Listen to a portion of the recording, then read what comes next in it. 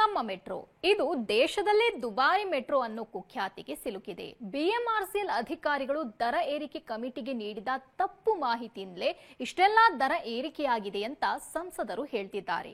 ಹಾಗಿದ್ರೆ ಏನದು ತಪ್ಪು ಮಾಹಿತಿ? ಅದರ ಡೀಟೇಲ್ಸ್ ಇಲ್ಲಿದೆ ನೋಡಿ.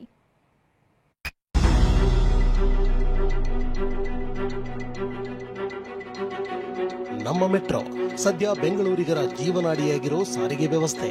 ಆದರೆ ಟಿಕೆಟ್ ದರದ ವಿಚಾರವಾಗಿ ಬಿಎಂಆರ್ಸಿಎಲ್ ದೇಶಾದ್ಯಂತ ಚರ್ಚೆಯಾಗ್ತಿದೆ. ಇದೇ ಬೆಲೆ ಏರಿಕೆ ವಿರುದ್ಧ ಈಗ ಸಂಸದರು ಸಮರ ಸಾರಿದ್ದಾರೆ.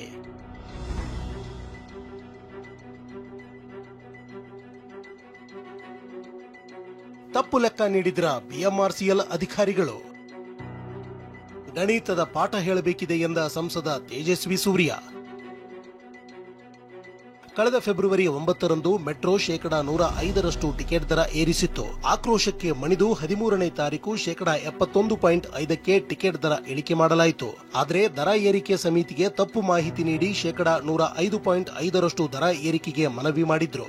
ಇಷ್ಟಾದರೂ ಕಮಿಟಿ ಶೇಕಡಾ 51.55ರಷ್ಟು ಮಾತ್ರ ಹೆಚ್ಚಳಕ್ಕೆ ಅನುಮತಿ ನೀಡಿತ್ತು.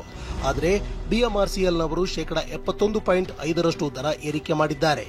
ಹೀಗಾಗಿ ಮೆಟ್ರೋ ಅಧಿಕಾರಿಗಳಿಗೆ ಗಣಿತದ ಪಾಠ ಅವಶ್ಯಕತೆ ಇದೆ ಅಂತ ಸಂಸದ ತೇಜಸ್ವಿ ಸೂರ್ಯ ಕಿಡಿಕಾರಿದ್ದಾರೆ. ಅಲ್ಲದೆ ಇಲ್ಲಿಯವರೆಗೂ ಪ್ರಯಾಣಿಕರಿಂದ 100 ಕೋಟಿ ರೂಪಾಯಿಯಷ್ಟು ಹೆಚ್ಚುವರಿ ಹಣ ಕಲೆಕ್ಟ್ ಮಾಡಿದ್ದಾರೆ ಅಂತ ಆರೋಪಿಸಿದ್ದಾರೆ. 10ನೇ ಕ್ಲಾಸ್ ಮಕ್ಕಳು ಸರಿಯಾಗಿರುವಂತ ಮ್ಯಾಥಮೆಟಿಕ್ಸ್ ಮಾಡ್ತಾರೆ. ಈ ಬಿಎಂಆರ್ಸಿಎಲ್ ಅವರು ಅದರಲ್ಲೂ ಮಿಸ್ಟೇಕ್ ಮಾಡಿದ್ದಾರೆ. ಈ ಫೇರ್ ಫಿಕ್ಸೇಷನ್ ಕಮಿಟಿಯಲ್ಲಿ ಕ್ಯಾಲ್ಕುಲೇಷನ್ ಮಾಡೋದ್ರಲ್ಲಿ ಕಳೆದ 3.5-4 ತಿಂಗಳಿಂದ ಸುಮಾರು 150 ಕೋಟಿ ರೂಪಾಯಿ ಹೆಚ್ಚು ಜನರಿಂದ ಟಿಕೆಟ್ ರೂಪದಲ್ಲಿ ಕಲೆಕ್ಟ್ ಮಾಡಿದ್ದಾರೆ. ಇಂದು ಸಂಸದ ತೇಜಸ್ವಿ ಸೂರ್ಯ ಬಿಎಂಆರ್ಸಿಎಲ್ ಎಂಡಿ ಸೇರಿ ಅಧಿಕಾರಿಗಳಿಗೆ ಗಣಿತದ ಪಾಠ ಮಾಡಲು ಸಿದ್ಧತೆ ಮಾಡಿಕೊಂಡಿದ್ರು. ಆದರೆ ಬಿಎಂಆರ್ಸಿಎಲ್ ಎಂಡಿ ಡಾಕ್ಟರ್ ಶಿವಶಂಕರ್ ಅನಾರೋಗ್ಯದ ಕಾರಣ ನೀಡಿ ಕಚೇರಿಗೇನೆ ಬರಲಿಲ್ಲ. ಆದರೆ ಸಂಸದರು ಮೆಟ್ರೋ ದರ ಕಡಿಮೆ ಮಾಡಲೇಬೇಕು ಅಂತ ಪಟ್ಟು ಹಿಡಿದಿದ್ದಾರೆ. ನಾವೆಲ್ಲ ಒಟ್ಟಿಗೆ ಹೋಗಿ ಯಾವ ಆಧಾರದ ಮೇಲೆ ಈ ಕ್ಯಾಲ್ಕುಲೇಷನ್ ಮಾಡಿದ್ರಿ, ಈ ಮ್ಯಾಥಮೆಟಿಕ್ಸ್ ನಮಗೆ ಎಕ್ಸ್ಪ್ಲೈನ್ ಮಾಡ್ಬಿಡಿ ಸರ್ ಅಂತ ಎಂಡಿ ಅವರಿಗೆ ನಾವು ಕೇಳೋಣ ಅಂತೀವಿ.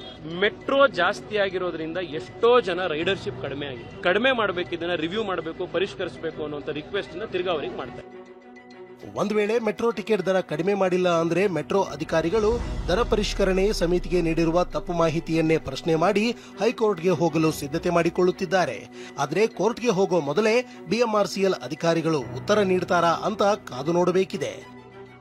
ಕಿರಣ್ ಸೂರ್ಯ, ಟಿವಿ9 ಬೆಂಗಳೂರು.